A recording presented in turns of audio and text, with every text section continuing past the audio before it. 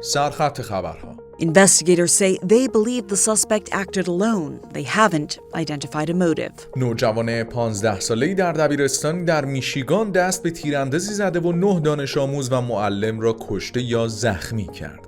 Hanging in there. Thank you for staying open. Thank you now for getting going again. جاستین ترودو نخست وزیر کانادا در پارلمان از عملکرد دولت لیبرال دفاع کرد و گفت العمل ما در برابر پاندمیک بسیار خوب بوده است. کانادا دوباره از همه مسافران ورودی به فرودگاه‌ها تست کرونا میگیرد. واکسینه شده ها هم باید تست داده و تا مشخص شدن نتیجه قرنطینه شوند. و 5 مأمور پلیس در شهر کبک سیتی به دلیل برخورد غیرمنطقی و خشن با 2 نوجوان سیاه‌پوست از کار تعلیق شدند. قیمت دلار کانادا و دلار آمریکا را هم در تصویر مشاهده می‌کنید.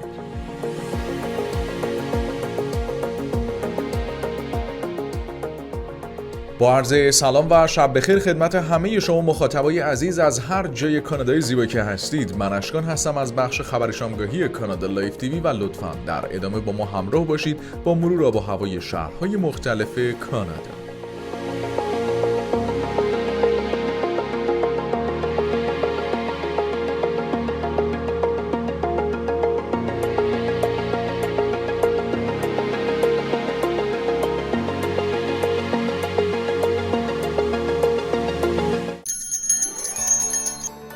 هر لحظه فرصتی نو برای بازسازی آینده شماست.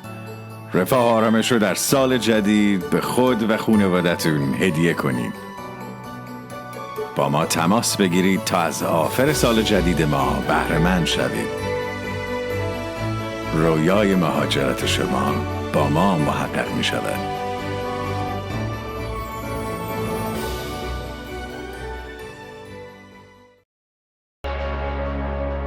Pour acheter votre maison de rêve, comptez sur notre expertise. Arrache, Chain, Chaco, vos courtiers immobiliers. Michigan's governor choking back tears. 7 other students and a teacher all shot after a sophomore at Oxford High School opened fire. یک نوجوان 15 ساله ساعتی پیش در دبیرستانی در ایالت میشیگان دست به تیراندازی زده و 9 دانش آموز و معلم را کشته یا زخمی کرده است. به گزارش CNN دست کم تا این لحظه 3 نفر کشته شدند و 6 نفر نیز با جراحات جدی به بیمارستان منتقل شدند. آنطور که گزارش شده کشته شدگان از دانش آموزان این دبیرستان میباشند. مهاجم ظاهراً به تنهایی عمل کرده و در برابر بازداشت هیچ مقاومتی از خود نشان نداده است. او در برابر پلیس سکوت کرده و از حق خود برای سکوت استفاده کرده و هیچ اطلاعاتی نداده و به هیچ یک از پرسش‌های پلیس پاسخی نداده است. این ماجرا در شهر اکسفورد اتفاق افتاده که در 40 کیلومتری شمال دیترویت و 50 کیلومتری مرز کانادا واقع شده است و تحقیقات پلیس در این باره ادامه دارد. President Joe Biden addressing the latest school shooting during a speech in Minnesota. As we learn the full details, my heart goes out to the families enduring the unimaginable grief of losing a loved one. Investigators say they believe the suspect acted alone. They haven't identified a motive. We're hearing all kinds of rumors about warning signs. We are not aware of any warnings.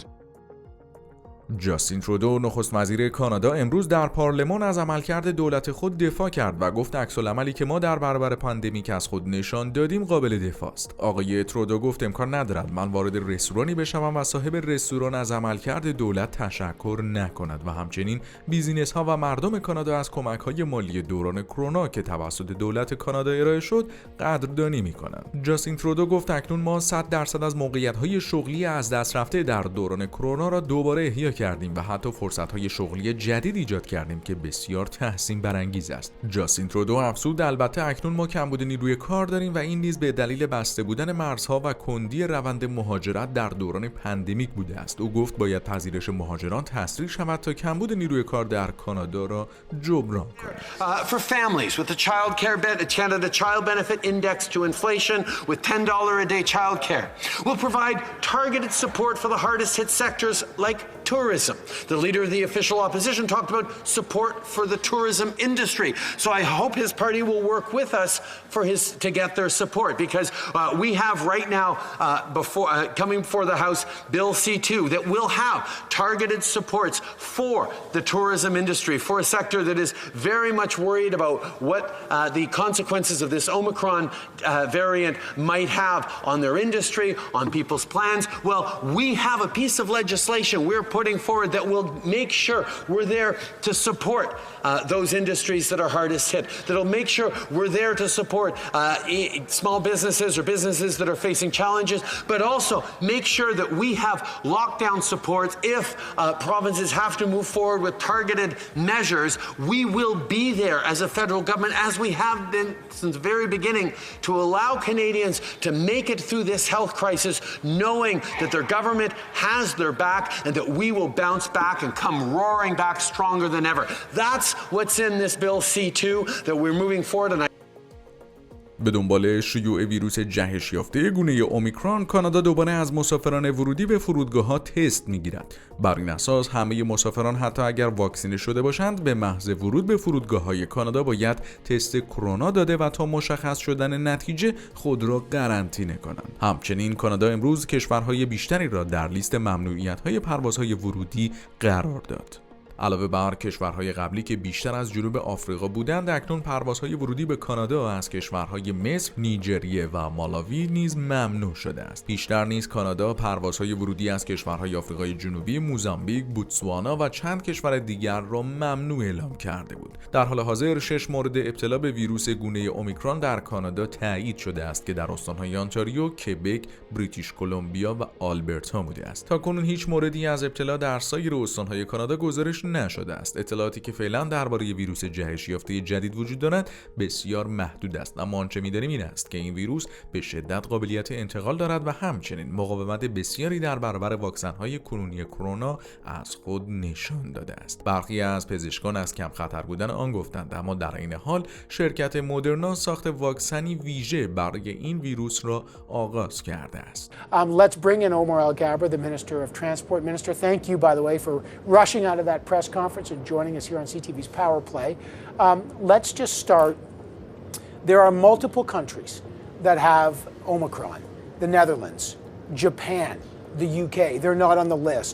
Why add Egypt, Nigeria, and these three countries as opposed to more countries? Hi, Evan, and it's good to be back on your show.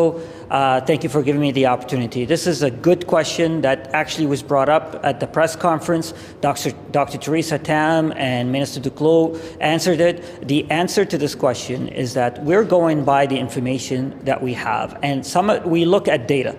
And Dr. Tam talked about how we look at the epidemiology situation on the ground from source country. So it's not just the fact that there are cases.